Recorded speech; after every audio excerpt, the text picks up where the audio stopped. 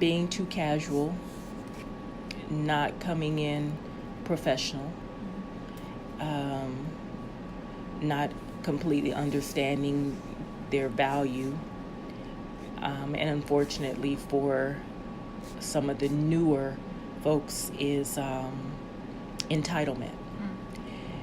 Every one of us in education or beyond earned the work that we do. At least most of my colleagues have.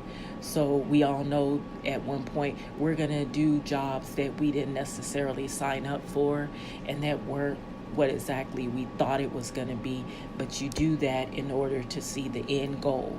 So being realistic about your abilities and your capabilities is important. And what tends to happen sometimes is people apply for stuff that they're not really ready for. So if you're applying for something and you're in an interview, know your stuff. Be able to tell your story. Because if I'm interviewing you, I want to know why you're sitting in that chair. I need to know that this is really what you want to do. So have a story. Use the STAR or the TAR system.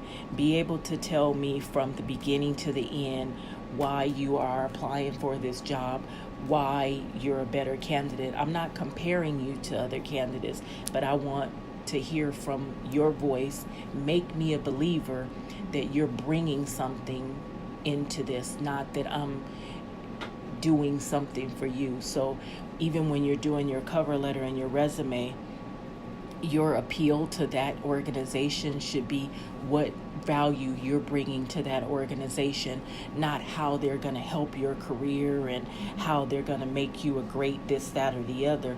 What value are you bringing to that organization? And I know passionate is sometimes overused in the education field, but if I'm interviewing you, I need to truly believe that this is what you want to do and that you're not applying for 5 other things that are all different areas.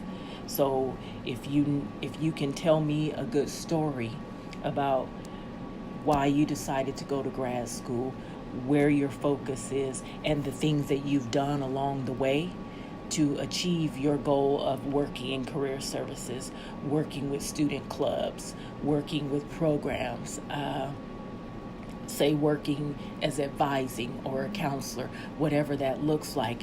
Talk me through that so that as I'm listening to you, I see that you've done very specific things along the way to get where you're going, and that you just haven't been doing stuff just because it seemed like it was fun or because your friends said it was cool or because it made you a lot of money. So those are some of the things that people do.